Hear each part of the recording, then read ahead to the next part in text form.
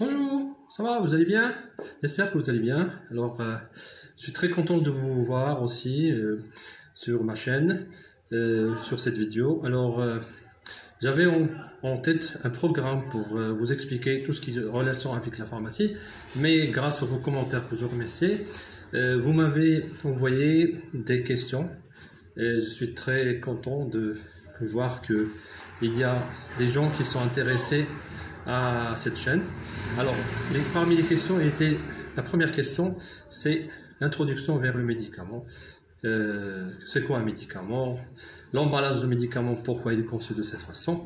Alors, dans cette vidéo, on va voir un petit peu, et on va vous donner des explications sur comment ce médicament il est arrivé à se vendre dans une pharmacie et de cette façon.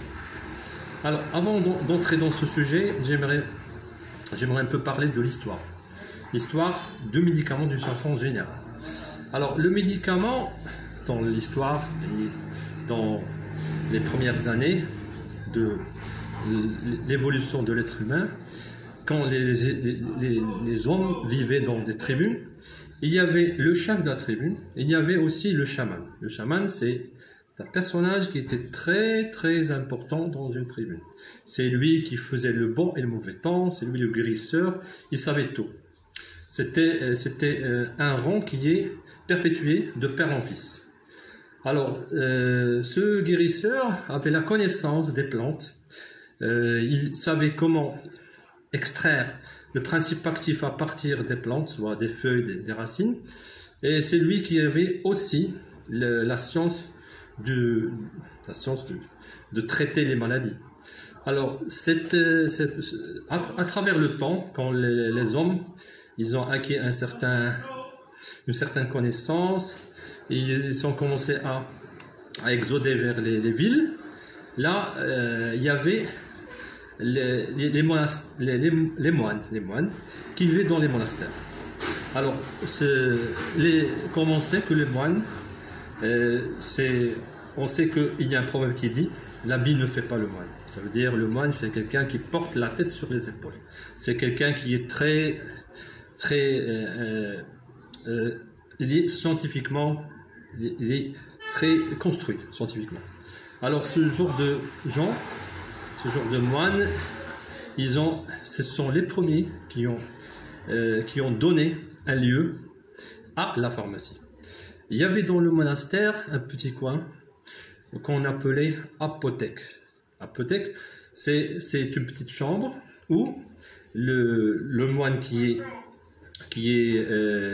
la conserve, il y avait des plantes, il savait comment extraire les principes actifs depuis les plantes, et ce moine portait le nom de apothicaire. C'est de là que vient le premier nom de la pharmacie, qui s'appelait apothèque. Et même maintenant en France et quelques villes en Europe, on trouve ce nom-là. Et après la fin du XVIIIe siècle, on avait ces magasins qui s'appelaient apothèques. Il y avait une personne qui faisait le travail du pharmacien et du médecin qui donnait les médicaments. Alors, après le début du XIXe siècle, c'est normal, on a commencé à construire des universités de médecine et de pharmacie. Et de là, on a pu faire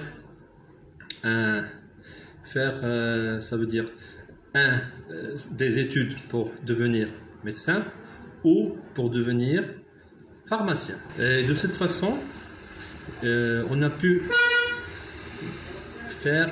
voir le jour du médecin qui a son propre cabinet et du pharmacien qui a sa propre pharmacie. Après, il y avait des ordonnances prescrites par le médecin, exécutées par le pharmacien, et de cette façon, on a pu changer même le nom de l'apothèque, qui est devenu après le temps pharmacie ou officine. Alors, notre sujet aujourd'hui, c'est qu'est-ce qu'il y a écrit sur les emballages de médicaments. Je vais essayer de vous expliquer comment lire un médicament.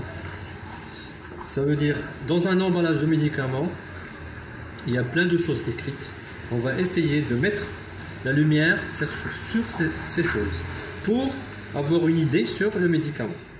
Alors, moi j'ai pris le temps et j'ai pris un carton à l'envers et j'ai essayé d'écrire un petit peu l'emballage comme il est.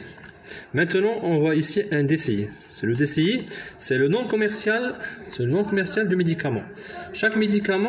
Dans chaque médicament, il y a un nom qui est écrit en caractère gras.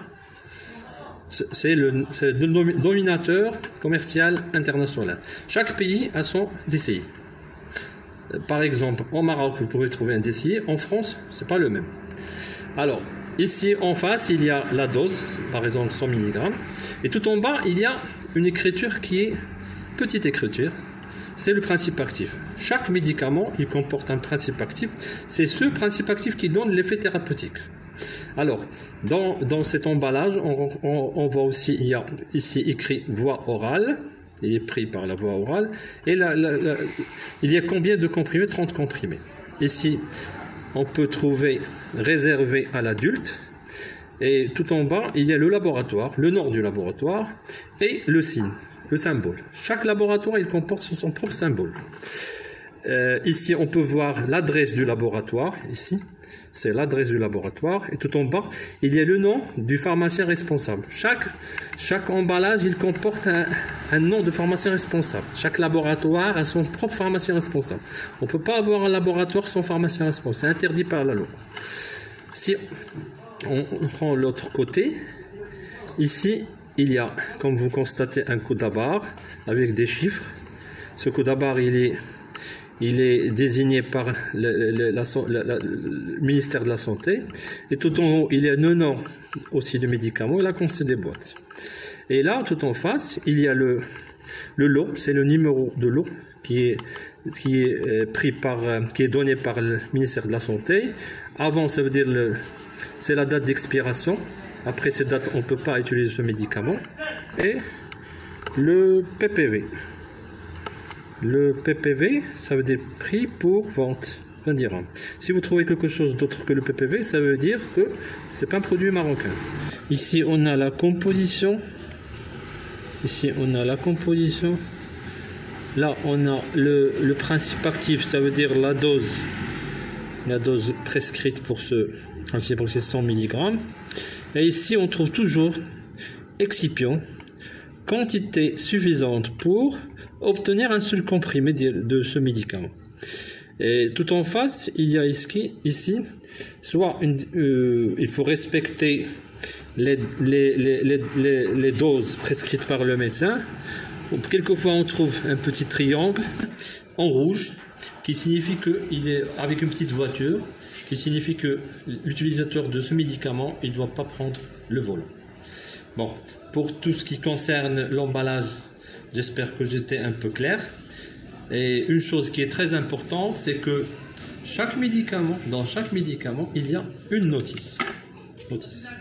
Cette notice, et je souligne notice avec un trait qui est rouge, il ne faut pas la lire. C'est la notice qui est préservée aux médecins et aux pharmaciens. Uniquement aux médecins et aux pharmaciens. Pourquoi? Parce que la notice, elle porte des mots scientifiques. Même si vous allez chercher sur Internet et vous devez trouver des explications, ça ne sera pas suffisant. Parce que ça demande des études. Le seul cas quand vous pouvez voir cette notice, c'est quand vous avez des effets indésirables. Par exemple, vous avez pris le médicament et vous commencez à gonfler, un gonflement des lèvres, une rougeur, une prurite, ça veut dire des démangeaisons au niveau de l'épiderme de la peau, quelque chose qui n'est pas normal. Dans ce cas-là, il faut, à mon avis, il faut consulter soit le pharmacien le plus proche ou le médecin, si vous avez la possibilité, s'il y a à proximité un médecin. Pour aujourd'hui, j'espère que j'étais clair. À la prochaine vidéo.